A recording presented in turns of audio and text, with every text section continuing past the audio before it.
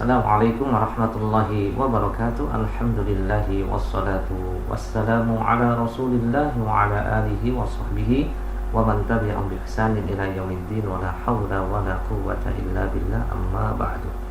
Nah, anakku kelas 4 ya, kita akan lanjutkan pelajaran sirah. Kita akan membahas bab yang kedua dengan judul Tahun Kesedihan Nabi kita Muhammad sallallahu alaihi wasallam. Ya. Di sini kita sudah masuk di modul halaman 10. Kalau tidak salah, mudah-mudahan nggak salah ya, semoga modul segera kalian dapatkan. Ya. Sebelumnya atau sebelum kalian dapatkan pun ini juga bisa diikuti melalui slide ini yang sudah Ustaz fotokan. Tahun kesedihan Nabi SAW. Yang pertama, Nabi sedih karena wafatnya Abu Thalib. Ya, Abu Thalib paman Nabi SAW yang sangat sayang kepada Nabi Muhammad SAW, ponakannya, ya, karena sakit. Ketika Abu Thalib sakitnya kian parah, ia hanya bisa berbaring tiduran saja di tempat tidurnya. Malaikat maut datang menghampirinya, dan saat itulah Nabi Muhammad sallallahu alaihi wasallam mendampingi Abu Thalib. Untuk apa? Ya, tentunya untuk tujuan besar, yaitu membimbing pamannya, yaitu Abu Thalib, untuk mengucapkan kalimat tauhid, yang dengan kalimat ini ya Abu Thalib akan berubah status menjadi, sebelumnya penganut agama kesyirikan, akan menjadi ya muslim, orang yang berserah diri ya, mengikuti agama tauhid, agama Nabi sallallahu alaihi wasallam. Tapi di sana ada rintangan ya, ada halangan Nabi SAW.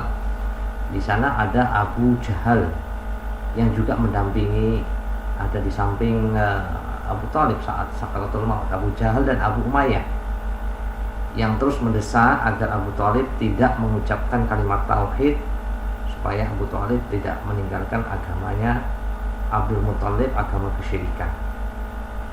Tatkala Abu Thalib di akhir hayatnya, di penghujung kehidupannya, ketika dia sudah mau meninggal, ya, Abu Thalib mengatakan, aku masih tetap di dalam agama Abdul Muthalib, yaitu agama kesyirikan, tidak mau masuk Islam. Karena apa? Ya tadi, desakan dari Abu Jahal dan Abu Umayyah. Melihat kenyataan ini, Nabi Muhammad SAW sangat sedih. Orang yang selama ini membela, melindungi Nabi dari gangguan kaum Quraisy, akhirnya terbujur kaku, meninggal dunia di samping Nabi tanpa mengucapkan kalimat tauhid. Maka Nabi berkata, aku akan memintakan ampun untukmu, wahai Abu Thalib, selama aku tidak dilarang melakukannya. Maka turunlah ayat yang menjawab perkataan Nabi Muhammad SAW ya, dalam Al-Quran, yang mana Allah Ta'ala berfirman, maka nalin nabiyyi walladzina amanu an tastaghfirul musyrikina walau kanu uli qurba min ba'di ma tabayyana lahum annahum ashabul jahim. Tidaklah sepatutnya bagi Nabi dan orang-orang beriman memintakan ampun kepada Allah bagi orang-orang yang musyrik, walaupun orang-orang musyrik itu adalah kerabatnya, ketika sudah jelas bagi mereka bahwa orang musyrik itu adalah penghuni neraka jahanam. At-Taubah 113. Kemudian Allah juga menurunkan ayat ya, dalam surat Al-Qasas ayat 56, innaka la tahdi man ahbabta walakinallaha yahdi man yasha. Sungguh kamu Muhammad tidak dapat memberikan petunjuk kepada orang yang kamu kasihi, tetapi Allah memberi petunjuk kepada orang yang dikehendakinya. Nabi tidak bisa menolong pamannya. Namun beliau bersabda, Abu Thalib berada di neraka yang paling ringan. Jika bukan karena aku, maka dia berada di neraka yang paling bawah. Hadis riwayat Imam Bukhari. Abu Thalib akhirnya wafat pada bulan Rajab tahun ke-10 dari kenabian ya, bukan Hijriah ini. Tahun ke-10 dari kenabian. Ini hal pertama yang membuat Nabi sedih. Kemudian hal yang kedua yang juga tidak kalah sedihnya Nabi SAW adalah ketika wafatnya Ummul Mukminin Khadijah radhiyallahu taala anha, yang tidak berselang lama 3 bulan dari wafatnya pamannya Abu Thalib, Nabi Muhammad SAW kembali menerima kabar yang sangat menyedihkan beliau, menyedihkan hati beliau, yaitu apa? Wafatnya Ummul Mukminin Khadijah radhiyallahu anha akhirnya meninggal dunia pada bulan Ramadan tahun ke-10 dari kenabian. Ini bukan Hijriah, ke-10 dari kenabian. Dalam usianya Khadijah umurnya 65 tahun.